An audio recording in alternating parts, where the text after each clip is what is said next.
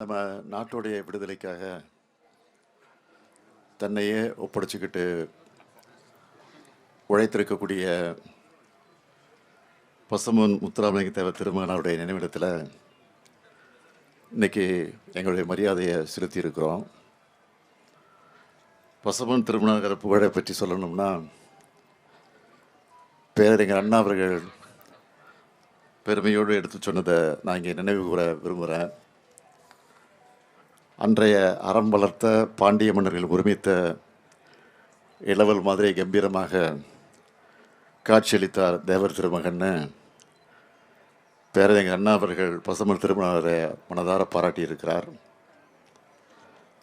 1963ஆம் ஆண்டு பசும்பொன் அவர்கள் நிறைவேறிய போது பேரறிஞர் அண்ணா அவர்களும் தலைவர் கலைஞர் அவர்களும் அன்றைக்கு கழகத்தில் இருந்த மக்கள் தலைவர் எம்ஜிஆர் அவர்களும் லட்சிய நடிகர் எஸ்எஸ்ஆர் அவர்களும் இந்த பசும்பொண்ணுக்கு வந்து அஞ்சலி செலுத்தியிருக்காங்க.